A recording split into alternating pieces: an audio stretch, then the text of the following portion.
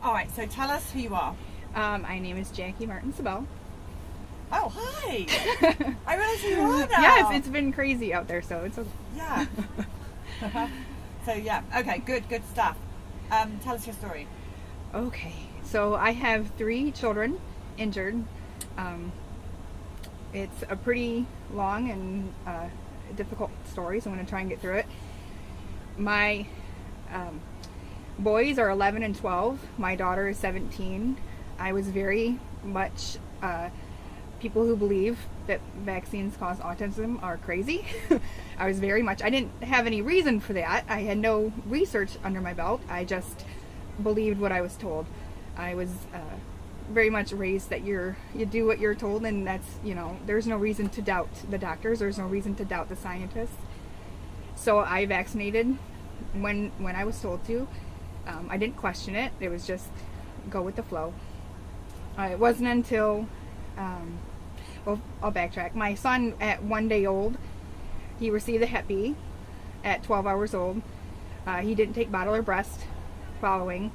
He had a rash on his face that day. Within a couple days, he couldn't eat, he couldn't drink, he was spitting up everything. He had a full body rash, he had jaundice. Within 5 days, we were back at the hospital for a sick appointment because he had what we found out was his first infection. So he was on his first antibiotics at 8 weeks old.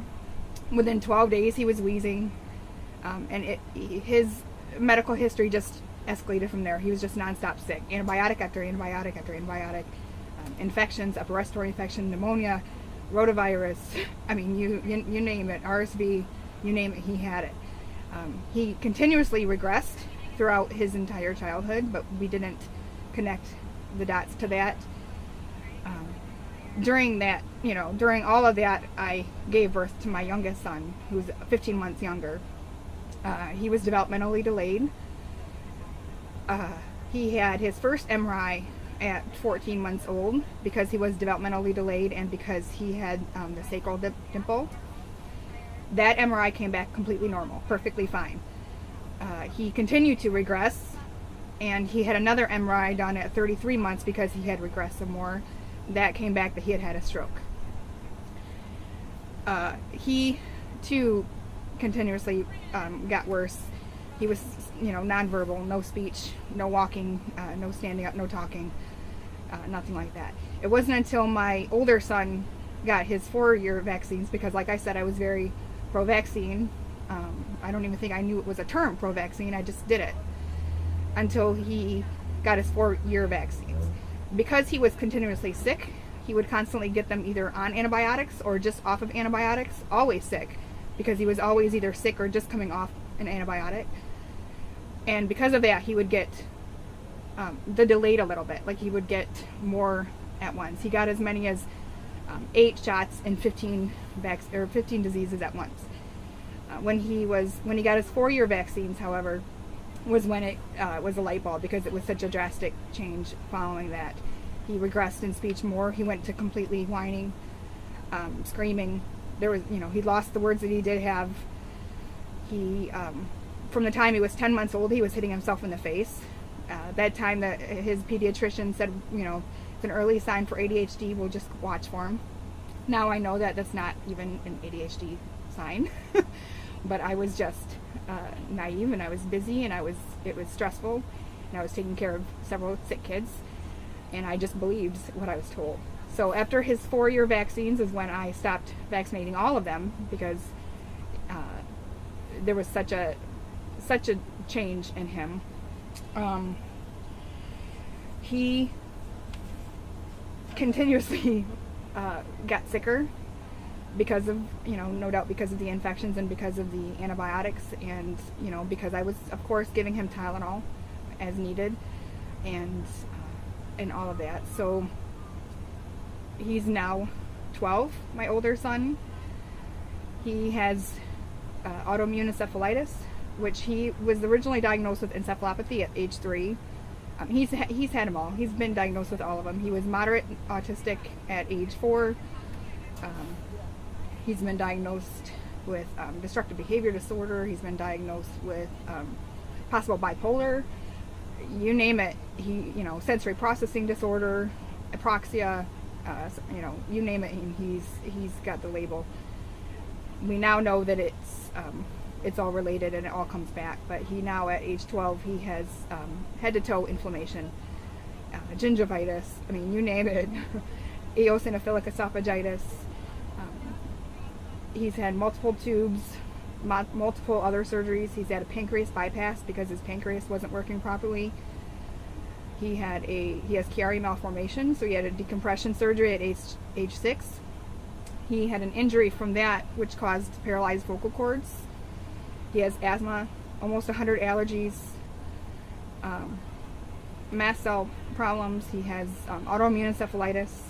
You know, he's just a very sick little boy, and it all comes back to the day, you know, the day that he was born, and he really just never got better, and he just continuously got worse.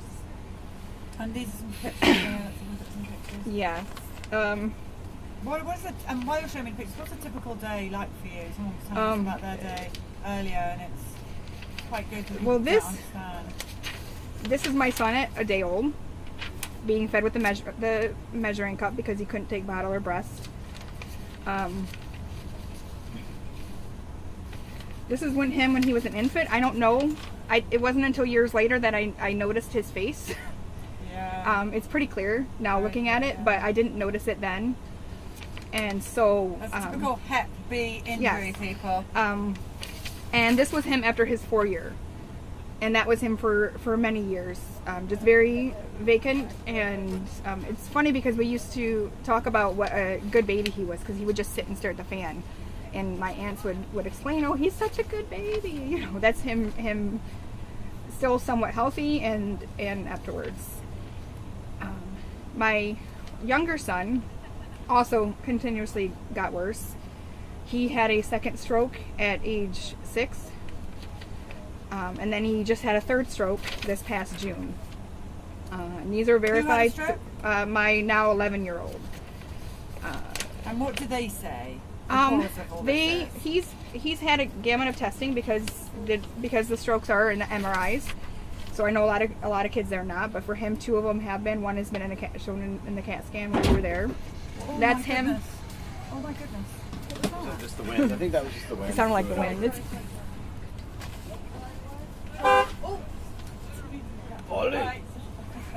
Oh gosh. it's Michigan, you know. Sorry, no, I thought that was a person Oh. that was going flying by, but it's our tent.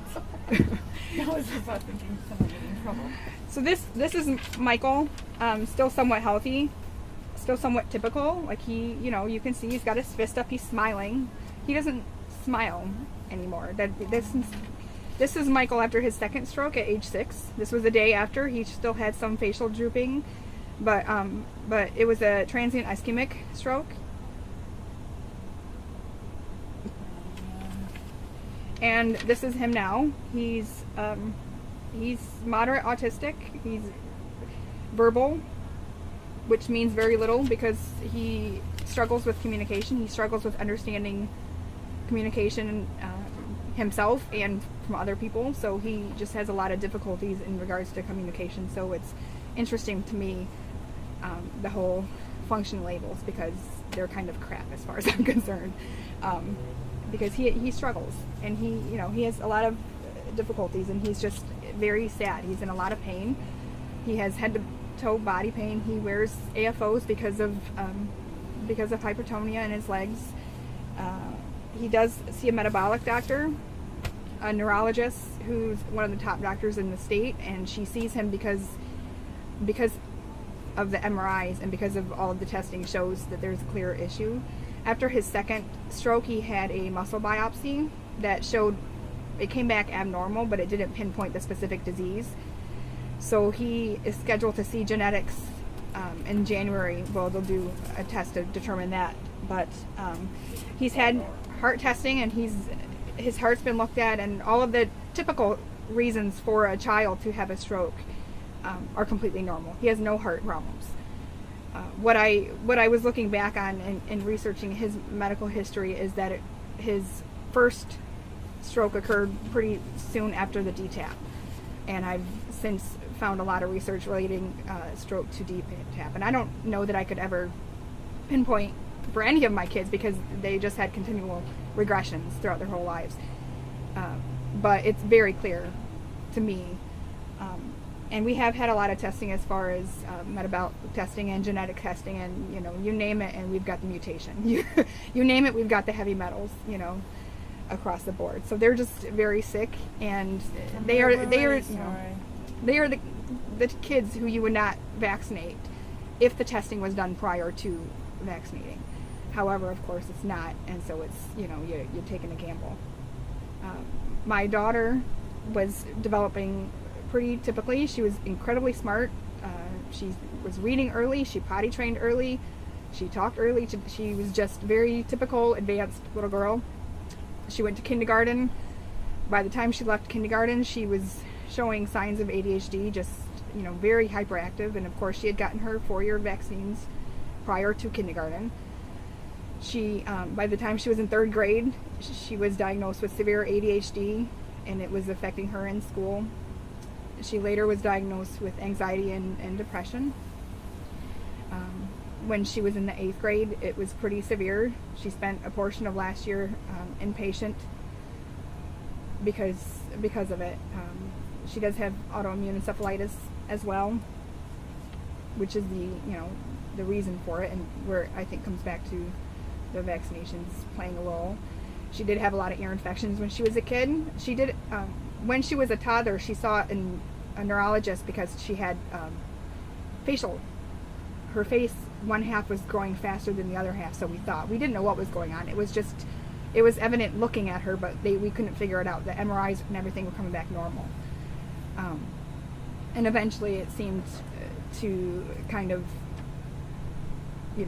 grow into her face, because you can't really tell it anymore, and you couldn't for a few years after that. But certainly when she was, she saw a neurologist for that specific reason. She did have a lot of ear infections. She had her tonsils and adenoids removed when she was young. That kind of thing. A horrific journey. It's just been, since my 12-year-old, well, even my older daughter, as much as she was in the doctor's office for infections, it was still not so much that I couldn't work. I was still working with her. I was a single mom with her, and it was okay. We were good. Life was pretty good, pretty easy.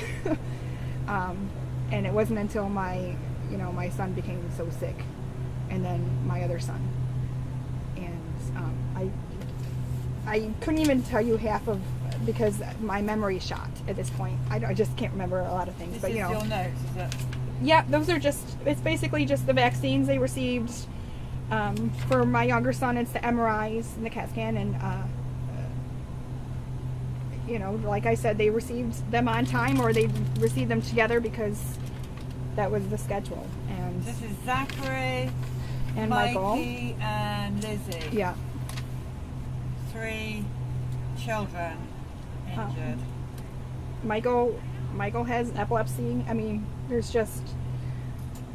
And you were pro-vaccine. Oh, I wasn't even pro-vaccine because I really didn't think there was anything but pro-vaccine. Yeah, right. I was just, you vaccinate as you're supposed to. The only reason I came in to know that there was anything else was because I had, my son was diagnosed with autism, and I had talked to some autism moms who were sure that it was the vaccines, and it was after, learning about their stories and that where I thought, okay, well, maybe it's true for them, not for mine. And that was before the 4-year. I had met them, and I had believed them before my son's 4-year vaccines that were kind of the turnaround, that were kind of the kick in the butt. They do probably all have Lyme. It's probably congenital from me. I was, ADHD myself as a teenager. I, suffered anxiety and depression as a teenager. To be honest with you, everyone's ADHD. Right. Really. Right.